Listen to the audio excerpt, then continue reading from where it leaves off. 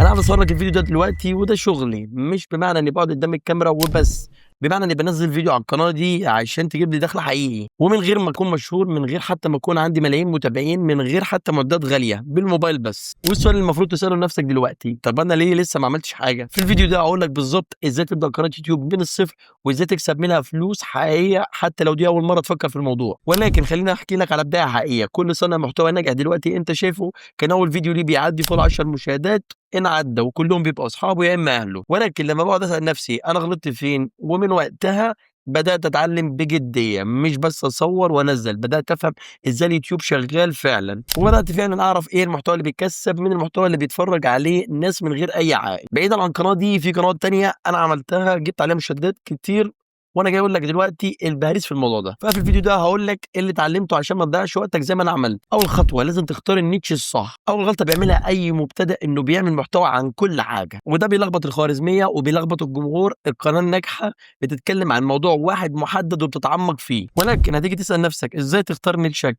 اسأل نفسك 3 أسئلة: إيه اللي بتحبه وأقدر أستمر فيه لمدة سنة؟ وإيه اللي أنا باعرف فيه أكتر من المتوسط؟ وإيه اللي الناس بتدوّر عليه فعلًا؟ وخليك فاهم إن التقاطع بين الإجابات ال3 دول ده هو نيتشك. الخطوة التانية: افهم المحتوى إزاي هتكسب منه. دلوقتي أهم جزء في الفيديو كله، اليوتيوب بيكسب من 3 مصادر رئيسية. أول مصدر فيهم إعلانات AdSense، لازم القناة توصل ل1000 مشترك و4000 ساعة مشاهدة في آخر سنة، أو 10 مليون مشاهدة على فيديوهات الشورت. بعد كده بتنضم للبرنامج وبتاخد نسبة من الإعلانات اللي بتظهر على فيديوهاتك. تاني حاجة الرعايات والتعاون مع البراندات. أصحاب الشركات دلوقتي بيدفعوا للقنوات عشان تعرض منتجاتهم، وده يمكن يبدأ حتى بقناة صغيرة جدًا لو الجمهور متفاعل ومناسب للمنتج. تالت حاجة التسويق بالعمولة، واللي أنا شرحته كتير جدًا. بتحط رابط منتجات في الديسكريبشن، وكل ما حد بيشتري بسبب الرابط بتاعك بتاخد عمولة. ده أسرع طريق دخل قبل ما توصل لشروط الإعلانات. والقاعدة المهمة هنا، ما تستناش توصل للإعلانات عشان تبدأ تكسب فلوس، ابدأ بالتسويق بالعمولة من أول فيديو. الخطوة التالتة إزاي تعمل فيديو الناس تكمله للآخر. المشاهدات مش بس بعدد الناس اللي بتدخل على الفيديو، المشاهدات هي عن عدد الناس اللي بتكمل الفيديو للآخر. واليوتيوب بيحب الفيديو اللي نسبة مشاهداته عالية، وده بيخليه يوزعه أكتر على الناس. 3 عناصر أساسية لازم يكونوا في أي فيديو. أول حاجة الهوك،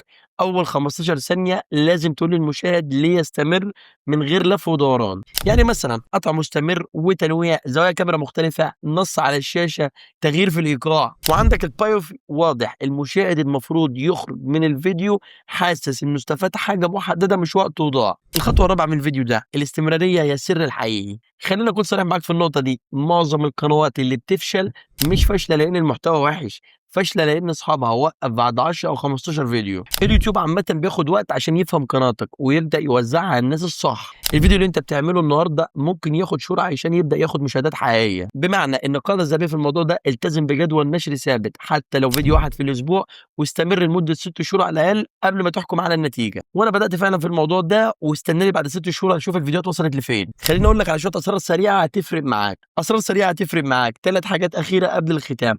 أول حاجة فيهم العنوان والصورة المصغرة بياخدوا نفس وقت الفيديو، وده اللي بيقرر هل حد هيضغط على الفيديو بتاعك عشان يشوفه أو هيسكيب الفيديو. تاني حاجة رد على كل كومنت في الأسابيع الأولى من تنزيل الفيديو، وده بيبني علاقة حقيقية وبيشجع الخوارزمية إنها تنشر فيديوهاتك أكتر وأكتر. تالت حاجة والأهم حلل أرقامك كل أسبوع، بمعنى إن أنت تشوف أي فيديو حقق نسبة مشاهدة أعلى وكرر نفس الأسلوب. وإحنا هنا وصلنا لآخر الفيديو. القناة اللي أنت بتحلم بيها مش هتتبني في أسبوع، لكن هتتبني من فيديو واحد بعده فيديو بعد فيديو. والفيديو الأول بيبدأ النهارده. اللي هتعمله دلوقتي 3 خطوات.